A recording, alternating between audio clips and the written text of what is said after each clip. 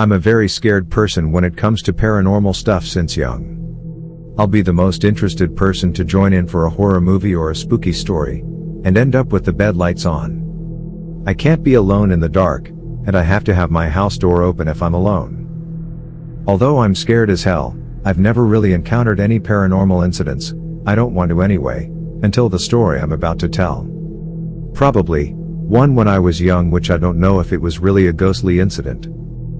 Anyway, this happened back when I graduated from high school, SPM, and enrolled a short-term course back in 2005 with my best friend. It was a 6-month course, and quite far from our house. So we had to rent a room nearby to the institute, me and my friend. It was an exciting time as this was our first time away from house. We were living in a particular room until we had some tenant problem and had to find another room nearby. So one evening, my parents came over to help us find another room. It was dark already. Finally we found a signboard saying room for rent outside a huge terrace house. Mom quickly made a phone call and the tenant came over and said he has 3 rooms in the house. 2 is still vacant and another 1 room has a taker but only coming in next month. He showed us around.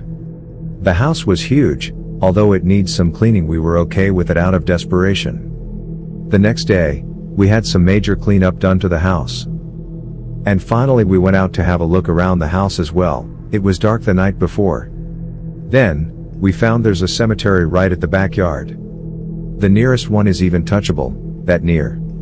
We saw the name engraved as Vincent, forgot the middle and last name, and his date of birth was somewhere in 1989 to 1989. Which means Vincent was a baby. We got a little scared staying there alone, but reassured ourselves it would be fine due to the cheap rent and privacy since the whole house will be ours, at least for a month or so before others come in to rent.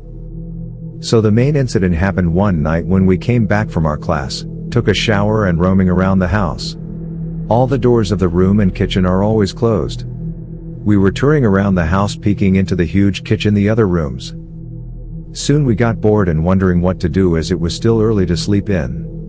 So we suggested ourselves for a nice time of relaxation. We lit up 1 or 2 candles around the hall, closed our eyes for a small time of meditation. Sounds silly, I know, but that's the only thing we could think of that time. All of a sudden, the room became unusually cold, and we could hear a soft sound of wind chime.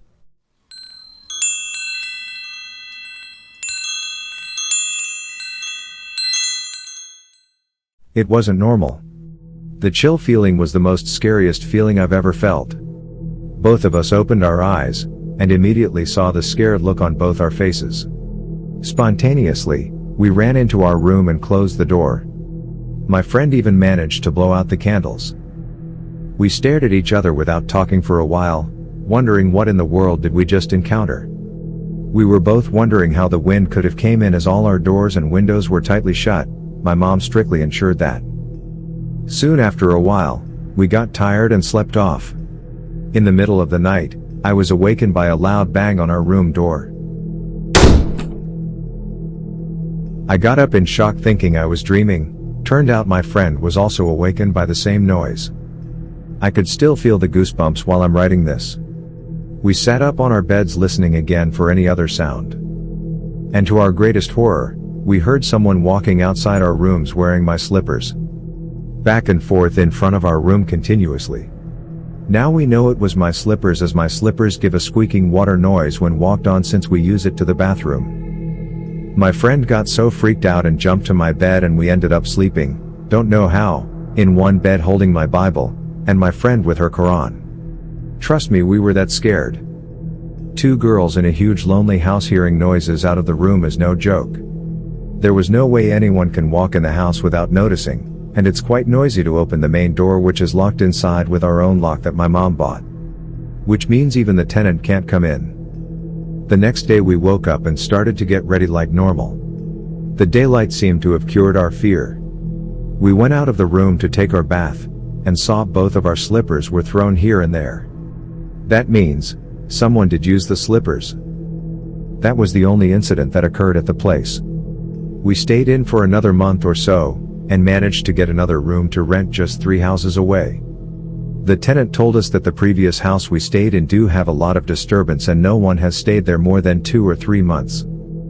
After we left, an Indian family bought the house. They had a small baby with them.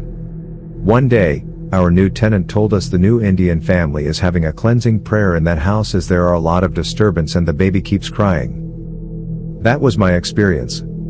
I have told many of my college mates and friends about this.